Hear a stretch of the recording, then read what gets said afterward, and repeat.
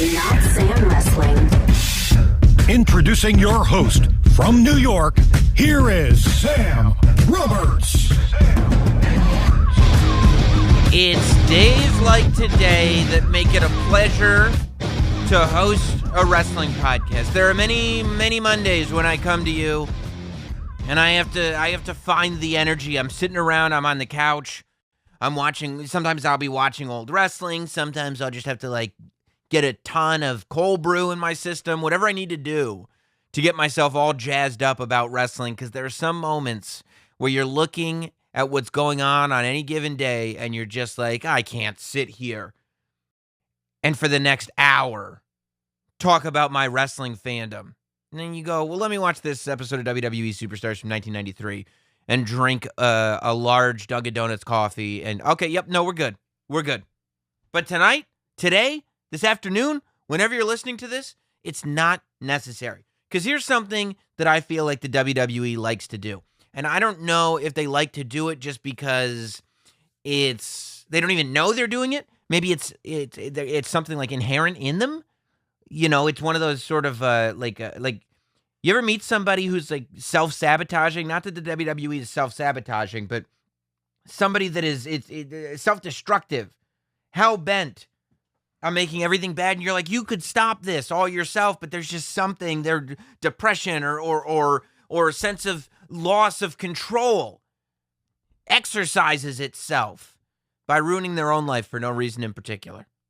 And you know why they're doing it, but they don't know why they're doing it. So maybe WWE does this every year without even knowing that they're doing it every year, just because it's one of those psychological tics, or maybe it's just something that they do for fun.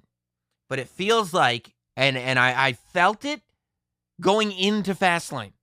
I felt it for the first half of the Fastlane pay-per-view, where the WWE, right before we get to WrestleMania, they start nosediving. They start nosediving down.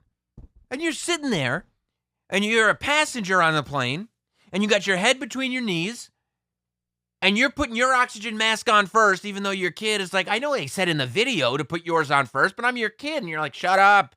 I got to put my oxygen on. We're going down. I don't know what this pilot is doing. Meh. The thing's going off. The flight attendants are panicking. That's when you know you're in trouble. The flight attendants are panicking. And then all of a sudden, something happens, and they just decide to pull back and level out the plane. Oh, I'm sorry if that scared you folks. No, we're going to be arriving at WrestleMania as we anticipated. And the rest of the ride is just a smooth, enjoyable flight. Everybody gets a free cocktail because of how bumpy everything went. And by the time you land, you're thinking to yourself, man, I got to use that airline again. You don't even remember. And then a year goes by, and the nosedive starts again. And you're like, I am never again. And then they straighten out and they pull that nose back up. And you go, I got to use these guys again. That's what WWE does before WrestleMania. And it's I don't know. I mean, speaking of self-sabotaging, maybe there's just something in me as a wrestling fan. Maybe it's in you too. That you're like, I have to experience it. I have to experience it. When wrestling is good, we get so much joy that we have to experience the bad. Even when we assume the good isn't coming. There's something in us as the hardcores that go, yeah, but I enjoyed the good part of it, so I'm going to have to sit here for the bad. Because the Fastlane pay-per-view ends at a cool 2 hours and 45 minutes, by the way. Just perfection. Great length for a pay-per-view. Fastlane ends, and I'm sitting there going, oh my God, I love professional wrestling so much. On Patreon, for some of the upper echelon, the one percenters and the 3 percenters as well, on the Notsam Wrestling Patreon page, before every pay-per-view that I'm home for, we open up a Zoom room, and we all sit around and chat in the Zoom room for about an hour before the pay-per-view. And this question came up. The question also came up in our Patreon Discord room, and it was addressed on the Patreon exclusive Thursday Not Sam Thursday podcast that we do every week. This is not to plug the Patreon over and over again. This is to say that this is a conversation that started, for me anyway, on Thursday. The question of going into SmackDown, what is going to happen with Edge? And I said it on the Wade Keller podcast last week too. We taped the podcast. I think the podcast came out on Thursday, so we taped it before SmackDown. And I think we both kind of agreed, and I know that I said, oddly enough, I see Jey Uso winning the match on SmackDown because I don't see how we get out of Edge as the special enforcer referee without a triple threat coming from that. And I said to myself, there's no way that the WWE is going to give us that bone. There's no way that we're going to get another Daniel Bryan WrestleMania main event. I said, Edge would save face if he called the match down the middle and Daniel Bryan won the title. But they're not going to do the main event without Roman Reigns. And then I said, or Roman Reigns could walk out with the title, but I don't see Roman Reigns walking out with the title without Edge, even if it was done in a way where sympathy was built for Daniel Bryan. Edge would come across looking like a bad guy. Because there will never be a WrestleMania main event as long as Daniel Bryan is an active competitor that WWE fans don't want Daniel Bryan to be in. Starting at WrestleMania 30 changed wrestling.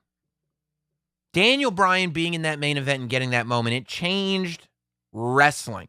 WrestleMania 30 is one of the most important WrestleMania moments. The end of that show is one of the most important WrestleMania moments of all time. When I think about WrestleMania 31, I think about two things. Of course, I think about the Seth Rollins cash-in. But when I think about what was my favorite match on that show, it was Daniel Bryan winning the Intercontinental Championship in the ladder match to open WrestleMania 31. When you go back to WrestleMania, the one in Florida, it was not 24, but maybe 28? I don't know what it was. When I think it was maybe 27? No, it was 28. It was 28. Because Sheamus and Bryan opened that show. And Bryan losing in 5 seconds to a single brogue kick and losing the title, even as Bryan was a heel, it changed Daniel Bryan forever.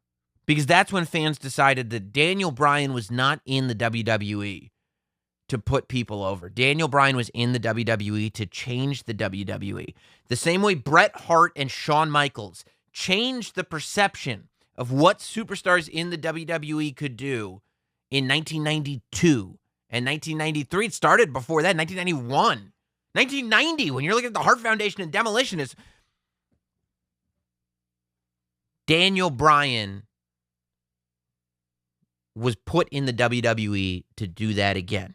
And that attitude with the fans started right then at WrestleMania. I want to say 28. Don't crucify me if I'm wrong. And it culminated at WrestleMania 30. He was not supposed to be in that main event. We all know the story. I told it very, very well on the Notsam Wrestling WWE Network show.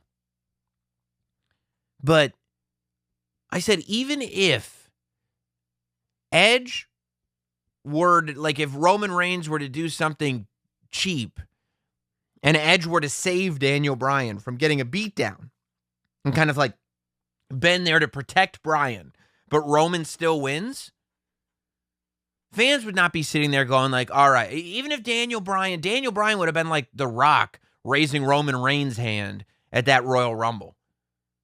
Daniel Bryan would be like, guys, Edge is my dude. He's going to go to WrestleMania and face Roman Reigns. And then Edge and Roman Reigns would be sitting face to face in the middle of Raymond James Stadium. For the first time, 25,000 members of the WWE Universe look onwards, and they're all chanting, "We want Bryan. We want Bryan." There was no way out. And I was confused by that. So I said, I would think Jey Uso is going to win because there's a million things you could do if Jey Uso is the enforcer. And then they said, one of the guys in the Discord, he goes, well, Edge is one of the greatest heels of all time. And I go, there's no doubt about that. Rated R superstar Edge, I mean, it's on another level. He said he wanted to be the Roddy Piper to John Cena's Hulk Hogan, and I believe that he was. Edge is a masterful heel. But me and my naivete, I go, but I don't think Edge came back to be a heel. Or maybe even if Edge did come back, I don't think WWE brought Edge back so that Edge could be a heel. Because that's the only way it works if it's even a triple threat. Now it becomes, Edge doing something to cost Bryan the match. I said, it's just not going to work. And I watched the match. I watched Daniel Bryan versus Roman Reigns at Fastlane.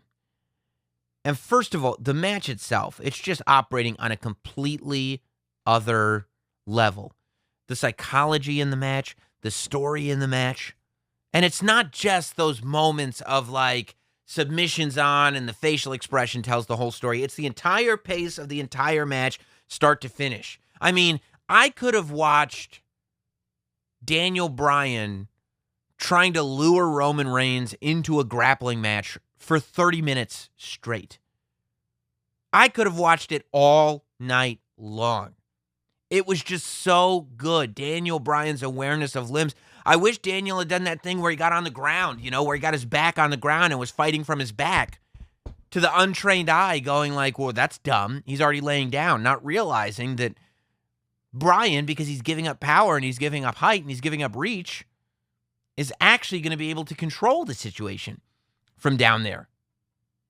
I thought it was so great. And then Roman, when he finally was able to get the upper hand on Bryan, when he finally was able to get Bryan to stop, turning and twisting and the way Bryan would like jog instead of walk, showing off the conditioning that a grappler really has.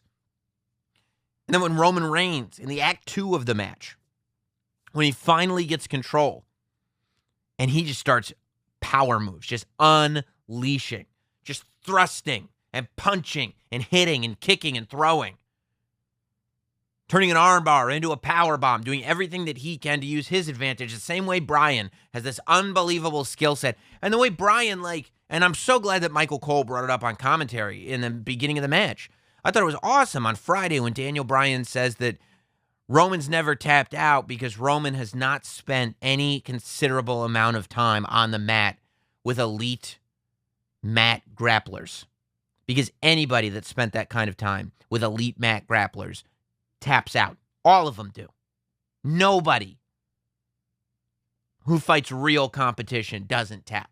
And it's like, you've now turned that story into something completely different. And you've illustrated the fact that Roman Reigns admitting that he's never tapped out now tells you that he lacks in experience what Daniel Bryan has. Now tells you that a perceived weakness, this is like David versus Goliath. The story of David versus Goliath was not that David, who had all these disadvantages, somehow found a way to beat Goliath because it was just, I'm going to keep fighting and I'm going to keep fighting and I'm going to keep fighting.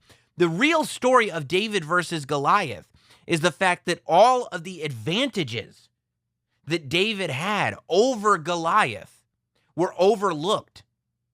That many of the perceived weaknesses that David had were actually strengths if he was able to use them in a certain way.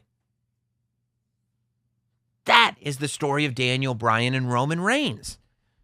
That this perceived weakness, that Daniel Bryan has tapped out in matches before, that Daniel Bryan is smaller than Roman Reigns, that Daniel Bryan is less powerful than Roman Reigns. Like these, what about the strengths here? The fact that he hasn't tapped out is the fact that he has tapped out is a strength because he has this genius level of IQ to a wrestling skill set that Roman simply doesn't have. And he admitted he didn't have it by admitting that he had never tapped out because he's never been in the situations that Daniel Bryan has been in. And what are you going to do, Roman Reigns, when I bring you into those situations? At the same time, like I said, Roman reversing the score and saying, well, you can't hang with me on a level of punching you in the face when it comes to pure power, You're not going to be able to hang with me. And then the referee goes down, and I mean, you feel this tension. And so I'm sitting there, right, going in, I'm a little worried. I'm a little worried because I'm worried that the WWE has not realized what I have realized as a fan and what many other fans have realized, that sitting at home, a lot of us have this feeling that we want to see Daniel Bryan in the main event of WrestleMania. We want Roman and Edge to become Roman versus Edge versus Daniel Bryan. And, you know, it's amazing. I heard many quote-unquote experts in the wrestling world saying how absolutely stupid it was for Daniel Bryan to be losing all these matches in January. And it's like, none of that matters. None of it. Nobody's thinking about any of it. Everybody wants him in the match. And when you were saying that, you had no idea what story was being told. Shocker. So I worried, though, that the WWE did not realize how strong this momentum was building because of the lack of a live audience. Because all WWE can do, and I think WWE must be doing a masterful job of monitoring feedback on the internet and feedback from fans.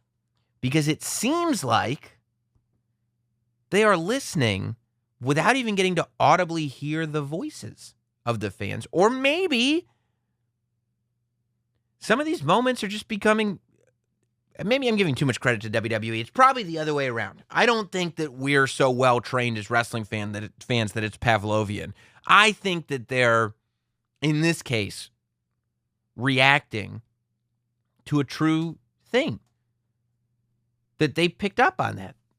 That we want Bryan to be the third man in a triple threat at WrestleMania. Or maybe it was Roman Reigns that figured it out. Or maybe it was Edge that figured it out and said, this is the story that we need to tell.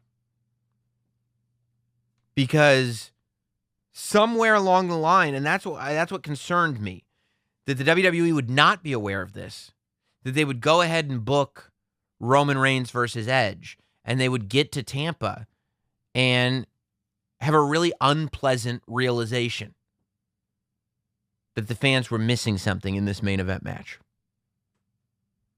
I was wrong. I underestimated what was going on over there. I think. Could be wrong still right now. I think. Because I forgot one thing.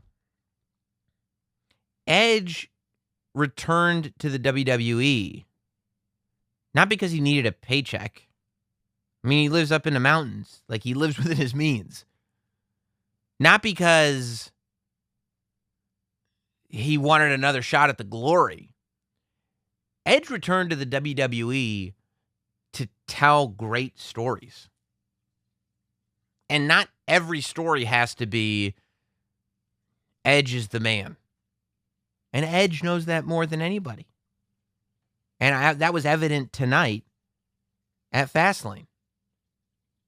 You started to get that feeling as you were watching this match going like, oh my God, like, are they actually going to do this? Because they give all this time to Roman and Bryan, and they make it such a back and forth. And they make it clear so many times that Daniel Bryan could win this match tonight. Roman Reigns won the Universal Championship in August of 2020 at SummerSlam. We're halfway through March of 2021, a little more, 3/4 of the way through March of 2021. And nobody has challenged Roman Reigns the way Daniel Bryan did at Fastlane. Nobody has come anywhere near as close as Daniel Bryan did at Fastlane. And that's where you start going, what are they doing here? What are we witnessing here? Are we actually going to see what I think we're going to see? And then the referee gets knocked out. And I'm sitting there going, oh my God. Are they really? I mean, what else could happen? Edge comes in the ring. He counts. 1, 2, kick out. I was like, is he gonna count? Is it the 1, 2, 3? But it's gonna be controversial, but technically it's fair, but it goes to a kick out. And Roman's like, hey man, speed it up, Charlie. Edge is like, hey, you do you, I'll do me, okay? How about that? How about that, big guy? And when it finally goes down, when Bryan hits Edge with the chair by mistake, I go, whoa, that's cool. And then when Bryan goes to hit Roman and he misses, I go, oh, so I guess this is the part where Bryan loses because he did something out of character. He made a mistake. Shouldn't have swung that chair. He should have thrown the chair out when he looked at the referee and realized, but that's not what happened. That's not the basic story we were told. Then, when Bryan puts the yes lock, the label lock, onto Roman Reigns, and you see it in his eyes, and you hear Paul Heyman yelling. By the way, Roman is the best trash talker in the business right now. The realism of Roman Reigns when he is trash talking in the ring, he's the best at it. Roman Reigns is operating on a different level from everybody else. I mean, Daniel Bryan's there with him, Edge is there with him, but it's like when it was Roman and Drew at Survivor Series. At Fastlane tonight, and there were good matches. There were good matches, there were not so good matches. Drew versus Sheamus was great. But there was everybody else on the pay-per-view. And then there was Roman Reigns versus Daniel Bryan. At Survivor Series, there was everybody else. And then there was Roman Reigns versus Drew McIntyre. I mean, there are a series of these matches. And the common denominator is Roman Reigns. The all-time level that he's operating on right now is a sight to behold. And when he's in that lock, when he's in that yes lock, that label lock, and his eyes are fading, and Paul Heyman is talking about, your children. Think about your children. Head of the table stuff. Bryan is going like, I'm going to break you. You're going to break. And you see those eyes fluttering. And that, so poetic. Just that light tap. He wasn't tapping with his hand. He was tapping with his fingertips. Like he couldn't believe he was doing it. He was a defeated man. Tapping with his fingertips like there was nothing left. And when Edge comes down, that dastardly son of a bitch, Edge, comes down with that steel chair on Daniel Bryan. I don't remember if it was Graves or Michael Cole. Probably Michael Cole. He's so much better at commentary than Corey Graves. But either Cole or Graves, who said Edge just ruined this entire match. Because he broke it up. And you're like, oh my God. And then he hits Roman. And then he hits Bryan again. And he hits them both. And he leaves. And then the other referee comes out. And Roman is able to get the cover then. I'm sitting there going, oh my God, they did it. Edge is a villain. They turned Edge heel. And the only thing I could think of is that I underestimated how much, and this is, I have so much respect for Edge, but I underestimated, I think, the level to which Edge is there to tell stories. The level to which Edge is not there for ego. I got fabed, okay? I got worked. We all got worked. You know what happened? We all heard this promo right before the Royal Rumble from Edge. And he said he's never had this wrestling. He never thought this was going to happen. He never thought this was going to happen. He's going to do it for his family. He's going to do it for his mom. He's going to do it for everybody. This wasn't supposed to happen, but he came back. And now he's going to get to go to the Royal Rumble. And now he's going to win the Royal Rumble and go to WrestleMania. And who would have thunk it? But gee, golly, gang, why don't you come on this journey with me? And I go, I'm with you, Adam. I'll come on this journey with you. And that was my mistake number one, because that wasn't Adam talking to me. That was Edge playing a character. We talk on this show about new kayfabe. People say kayfabe is dead. Kayfabe is not even somewhat dead. The true auteurs of this thing that we call professional wrestling know exactly what they're doing. New kayfabe is alive and well. And new kayfabe is after the Rumble.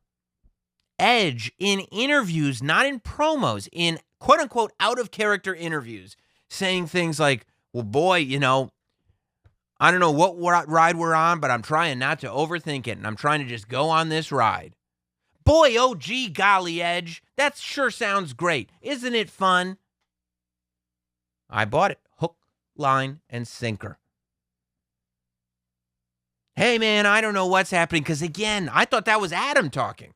I thought Adam didn't think that he was going to get to win the Royal Rumble as this character Edge and go to WrestleMania. But, hey, when the office tells you that you're going to go to WrestleMania, you go to WrestleMania, right? That's basically what he was saying in this interview. But that's not what he was saying in this interview, because this is new kayfabe. He was taking all of us wrestling fans on this ride where there wasn't an ounce, not an ounce of heel in him. There was no ego.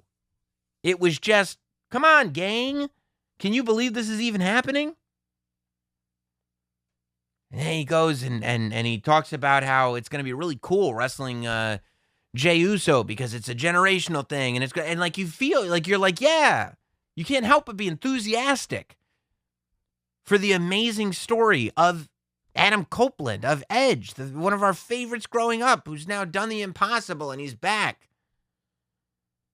And then it all blows up tonight. It all blows up at Fastlane.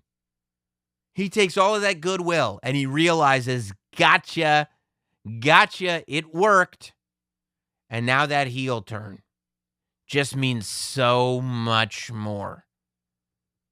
And now you're not going in there with some weird match where Roman is the head of the table, but Edge is one of the all-time greats, and who's going to win? It's Roman Reigns, who's got an ego the size of the moon because he feels he has held the company on his back. He has main evented more than anybody else who's on the roster right now.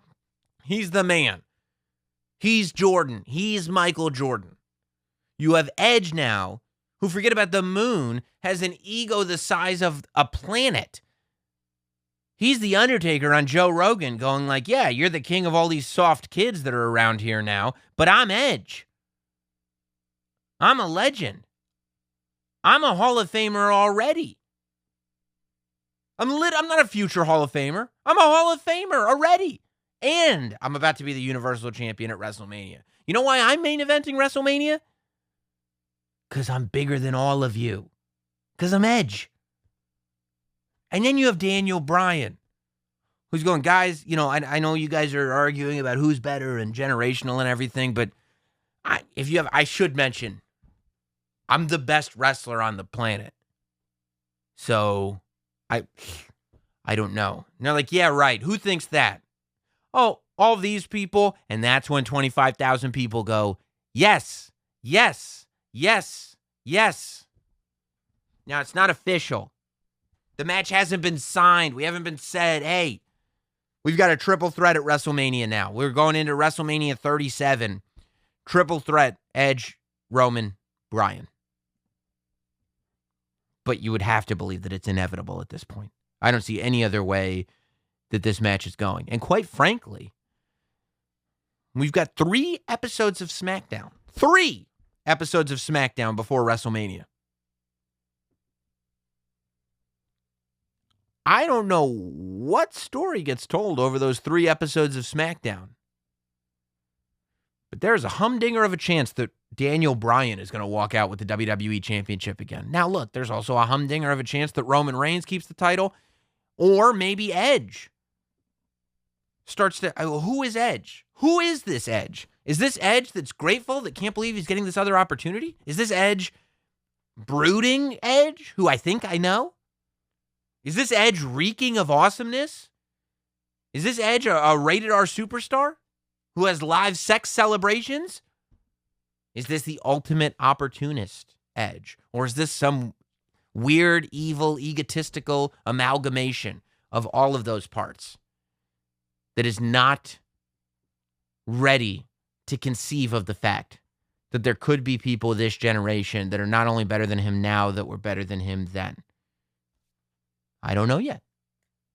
But that Edge could walk out Universal Champion. All I know is there is a distinct possibility that regardless of who wins at WrestleMania, you can't go wrong. I will watch Roman Reigns versus Daniel Bryan matches for the rest of my life with great joy. I would still love to see a one-on-one confrontation with Edge and Roman Reigns. And quite frankly, if Edge leaves WrestleMania with the WWE Championship because of ultimate opportunist type tactics, then before Roman Reigns gets another shot, we could be looking at pay-per-views headlined by Daniel Bryan versus Edge. Daniel Bryan versus Edge.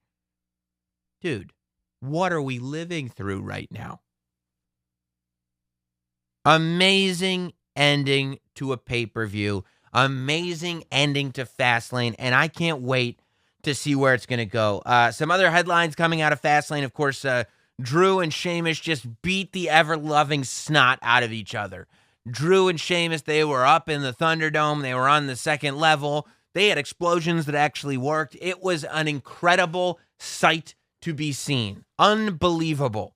I mean, Sheamus left with welts on top of welts. All the face paint was wiped clean off of Drew McIntyre's face. It was great. Just a great, great showing. And that's another match that I would watch forever. Drew versus Sheamus. It'll be interesting to see what happens between Drew and Bobby over the next 3 weeks, because I think a lot of work needs to be done to guarantee that Drew McIntyre does not get booed walking into WrestleMania. Not because he deserves to get booed, because I don't think he does. But it's real easy to cheer for Bobby Lashley. So some work has to be done to make sure that that is not what happens. I think the other bit, well, we'll get to Fiend in a second. I wanted Apollo Crews to win the Intercontinental Championship. That finish looked like a botch to me. First half of the pay-per-view was tough. I think things turned, Seth versus Nakamura was good, but yeah, Apollo versus Big E was not what I wanted it to be. And I think it was because that finish looked botched to me in a big way. Like, it was like, oh, Apollo didn't get his shoulders up in time or something like that. Just one of, the weird way that, the referee has to call it as a shoot. But yeah, I thought it would have been a good move to just put the Intercontinental Championship on Apollo Crews. You could have him cheat, but have him beat Big E, have the run up to WrestleMania be all about Apollo. I think Apollo could have really used the rub. And then have Big E beat him for the Intercontinental Championship, get it back at WrestleMania, and Big E could have a big thing. Apollo would have a ridiculously grand entrance at WrestleMania with an entire Nigerian army and people dancing and people, playing with fire and whatnot. Everything that they showed in that package, they could have created an amazing entrance and have all kinds of gold all over the place with the gold Intercontinental Championship around the waist of Apollo Crews. Then Big E comes in and he gets to have a grand celebration because he won the Intercontinental Championship back at WrestleMania. That's what I wanted to see, but alas, we shall not. And man, I don't know what the issue is with Sasha Banks and Bianca Belair. I don't know why you take what on paper should be one of, if not the most compelling matches at WrestleMania and somehow write a story to make people roll their eyes at it. I mean, Sasha Banks versus Bianca Belair is the match everybody wanted to see. It's history. It's generational. It's everything. You don't need all the story. The story hasn't made any sense going in. Sasha Banks and Bianca Belair keep losing. I don't know what, I don't know what they're doing, Sasha and Bianca. As characters, not as human beings, obviously. They're following instructions as human beings. But, Yeah, I mean, I think that talk about riding the plane. I think that the WWE needs to get on SmackDown and just stop all the nonsense. Sasha doesn't need to be smacking people in the face. I mean, if she does, she does, but there should be a better reason for it than Reginald. You know, the conversation about that match before this whole storyline was it could main event one of the nights of WrestleMania. Even if it doesn't main event one of the nights at WrestleMania, you could still treat it as if it could. And there's no reason not to. I hope that on Friday on SmackDown, we see things get changed around so that it just becomes more about Sasha and Bianca and not, all this nonsense with the tag teams and Reginald and Rookie and awful. And the burned up Fiend, I think that for the most part, most people probably didn't like the Sasha and Bianca story. I think for the most part, people did like the Edge Bryan Roman story. I think for the most part, people liked Drew versus Sheamus. But burnt up Fiend is where the line gets drawn. Burnt up Fiend is what's known as polarizing. You feel one way or the other about the whole Randy, Bray Wyatt, Alexa Bliss thing. I mean, Randy's got to do something about that indigestion. He keeps coughing up motor oil every single time he shows up on TV. This time, I mean, it's bad when you've coughed up so much motor oil that you show up to your match coughing up motor oil and you're just like, all right, enough with the nonsense. It really is funny how much Randy Orton takes for granted with Alexa Bliss. Like, I feel like if somebody in my entrance made me cough up motor oil, then made a lighting rig fall from the ceiling and almost kill me, threw a fireball at me, and multiple times, I'd be sitting there going like, what kind of witch are you that you know this magic? This is not human. What is going on here? But Randy was like, all right. Like, it's almost like Randy was almost, and this is not on Randy, this is just in the storytelling. It was almost like Randy's reactions were as if, that's a pretty good submission move, you can make lighting structures fall from the ceiling on top of me, huh? Ooh, touche. I should have done my homework on you. Like, what? How is this even? However, you know how I feel about The Fiend. I am a huge fan of the whole thing. I love horror movies. I told you from the beginning. The Fiend is not a traditional heel. He is a horror movie monster. He is a slasher franchise horror movie monster. He is Jason Voorhees. He is Freddy Krueger. He is Leatherface. When you go to a Texas Chainsaw Massacre movie, when you go to a Friday the 13th movie, when you go to a Nightmare on Elm Street movie, technically, yes. Freddy, Jason, Leatherface, Michael Myers on Halloween, technically those are the heels. Yes. But nobody really wants to see Laurie Strode win. Nobody really wants Jamie Lee Curtis to finally stop Michael Myers. You watch those movies because you like Michael Myers. Nobody really wants the campers to beat Jason Voorhees. In the moment, they want them to escape, but at the end of the movie, if Jason Voorhees just ate everybody, you'd be like, cool, Jason's the man.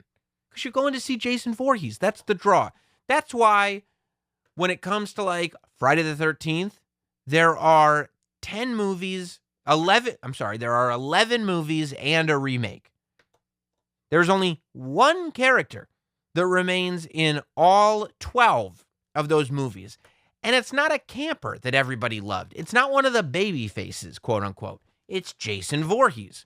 So the Fiend is that character where ultimately he is not a traditional heel because he is a horror movie monster. He is the person, when there's a match with the Fiend, you are going to the match to see the Fiend. It's just how the character is designed. So when the Fiend got lit on fire, I always no doubt in my mind that this was just a reason to resurrect the Fiend and to make him come back stronger and looking more badass than ever. There was no doubt in my mind that the Fiend would look very different. I felt like, and you could say that it was Jason Voorhees-esque. Jason Voorhees has survived electrocution underwater. He has come back as a zombie where he was literally buried and dead and they unburied him and then he came back alive because lightning struck him. He was blown up and sent to hell, put back together. Like a lot of that stuff has happened. So you could say that there is Jason Voorhees influence still in The Fiend. And while that's true, I saw, and I tweeted it out, and a lot of people tended to agree with me. I saw, for the first time in The Fiend, a different franchise horror movie villain, Chucky, from Child's Play. Now, a lot of Chucky doll, the Chucky doll. People go, oh, so a Chucky doll was a talking doll, right? No, you ignorant fool. It was not just a talking doll. It was not an evil doll. See, here's the thing about Chucky was, he was a serial killer. He was a serial killer that the police had finally tracked down. This serial killer was familiar in the ways of voodoo. So the police shot him down, and as he's dying, he realizes he's going to die.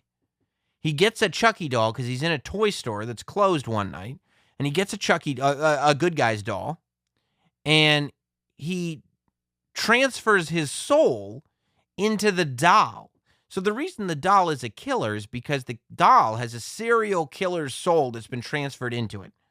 And now he can get away with it. And also, the serial killer would like to transfer his soul out of the doll into a human being. But, we're getting into the weeds here, folks. But what I'm saying is that the Bray Wyatt body is merely a vessel for the Fiend.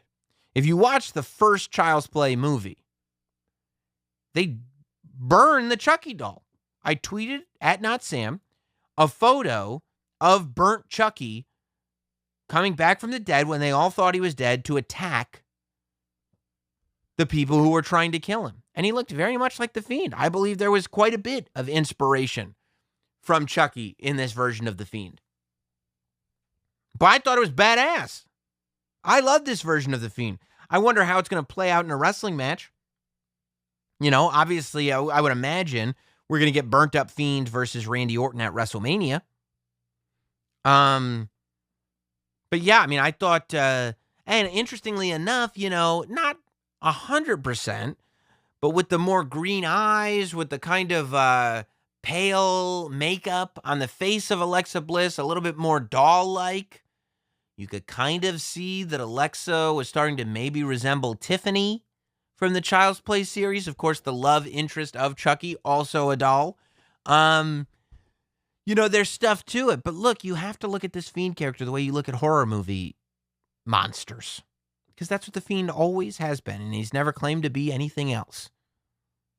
So, you can't sit there and honestly, like, you can do whatever you want. But somebody who goes to me, that match with the Fiend just wasn't believable. That would never happen in real life. I'd go like this. Okay, cool, man. Go have a conversation with that guy across the room because there's not one here for you. Huh? Yeah, no. We don't have anything to talk about, bud. Go talk to that guy across the room. You don't get it. Okay, this isn't Lou Thez. This is the Fiend. It's like a living, breathing Michael Myers in real life, who wrestles wrestlers like Randy Orton. Why is this so difficult to comprehend? I'm glad that they went that far. I'm glad that they changed his presentation. It makes me bummed out. There was a part of me that always wanted to take a picture with the Fiend in full gimmick. And I've had the opportunity, but I would never ask him for a photo. Just really seems unprofessional. Hey, Bray, before you change, you take a photo? For what, Sam? No, I know. I don't know. No, nothing. Never mind. Pretend I didn't ask. But it would have been badass. But no, I think there was probably still more that the Fiend could have done. The Fiend has taken some weird trips, man. And I think there's still more that the Fiend could have done before he evolved like this, because it's going to be tough to go back. You could. Voodoo curses and stuff like that. You could go back. But I like Burned Up Fiend, and I'm ready for Burned Up Fiend versus Randy Orton. Let's go on the ride, baby. Let's go on the ride. I'm here for it. Let's go. Before we move on to our interview with Andrew Goldstein, can we just take a second? It would be dishonest as a podcast. We spent a long time. I love doing these podcasts right after pay-per-views because there's always so much to talk about. But we spent so much time talking about the botched explosion, the dud of an explosion in the Jon Moxley, Kenny Omega death match. Can we just do this for a second? Can we talk about how incredible the Britt Baker Thunder Rosa match was on AEW Dynamite? It was an unbelievable encounter between two extraordinarily talented professional wrestlers. This is my joy of hardcore wrestling. This is why I love when death matches are done right, when hardcore is done right. Like, there's a reason. There's a reason for it. All the table spots, the thumbtacks, the blood, like it all told such a story with these two. I said before, like, when Thunder Rosa came up as a free agent, I would love to see her in NXT. I would love to see Britt Baker in NXT or WWE for that matter. But I just thought that it was they did such a good job. It was another step forward for women's wrestling.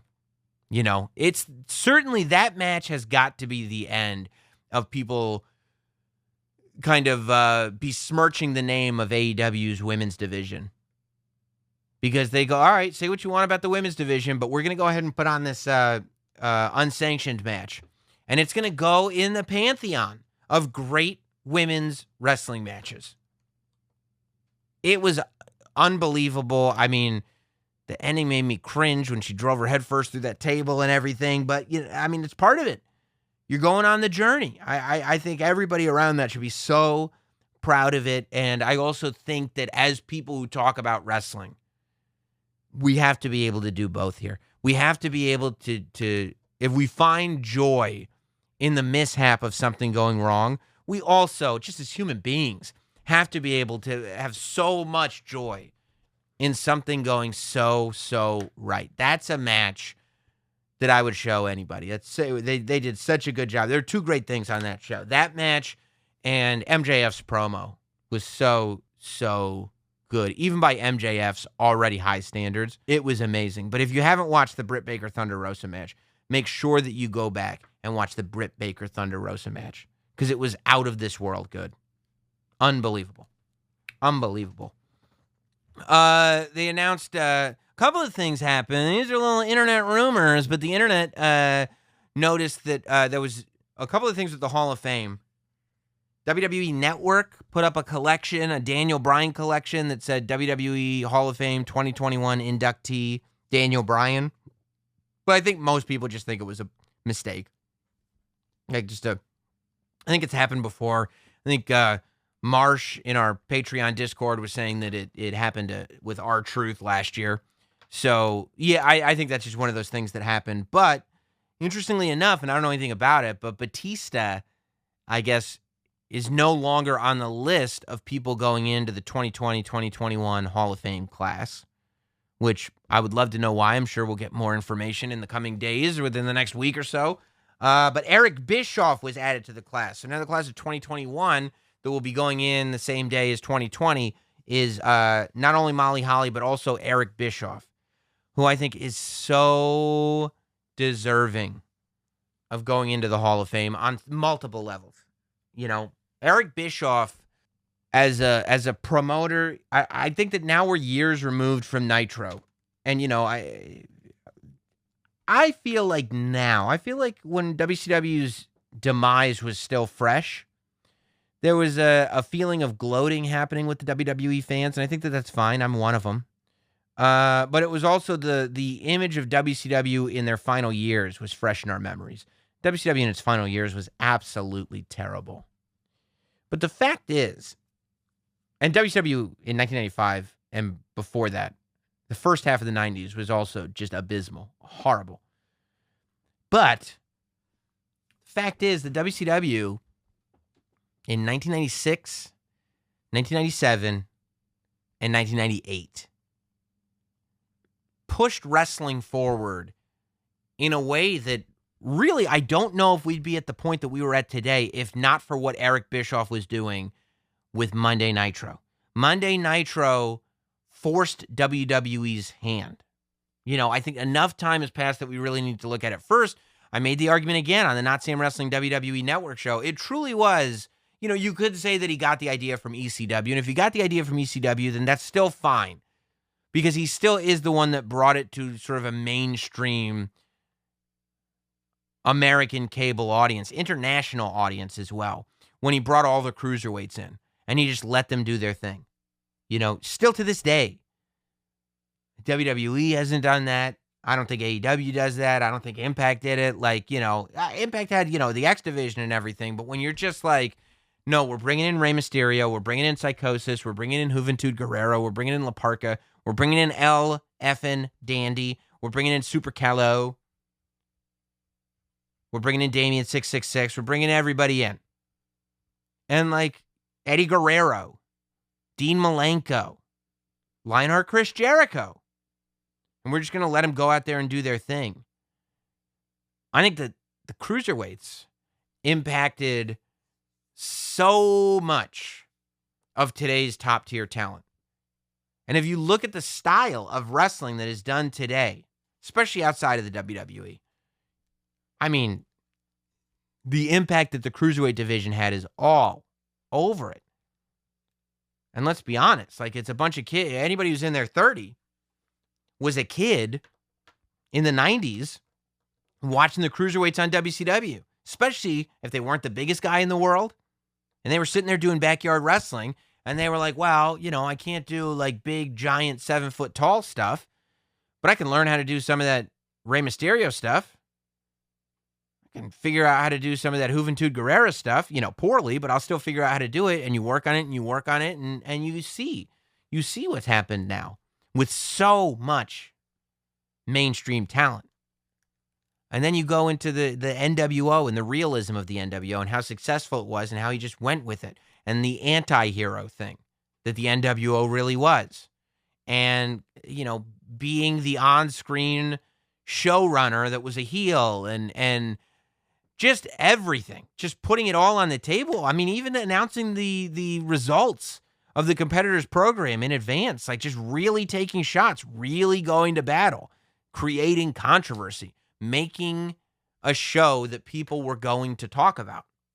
It pushed WWE to be we have to be 2 hours long. We can't just do a wrestling show. We have to have edgy characters. We have to have realistic characters.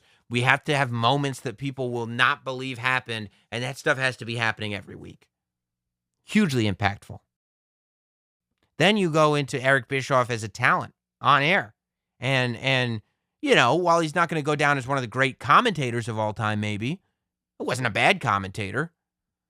But the stuff he did with the NWO being that obnoxious boss, and I think some of the best stuff he did on air was when he was in WWE on air. And he was the Raw general manager. And he was managing 3-Minute Warning. And he was interrupting Billy and Chuck. And he was making out with Stephanie McMahon for some weird reason. Inexplicable. But I believed it because Eazy-E was in there. He's just so good. And now he keeps going. He keeps having an impact on professional wrestling. I love Eric Bischoff's podcast. Eric Bischoff's podcast is one of the few that I listen to fairly regularly. I use what's it called? I think Downstream, is that the app? Let me see what the app is called. The podcast app that I use is called Downcast. And I don't go I don't subscribe to a ton of them. I just have a handful of podcasts that I'll actually listen to, and they're just in the app. I don't have to go searching for stuff. It's just right there. And Bischoff's podcast is at the top of the list, baby. I listen all the time, so it's great. And I'm just, I'm happy he's going in, man. It's a really, really good thing. All right, guys. We're going to move into our guest here on the show. Andrew Goldstein is a friend of mine.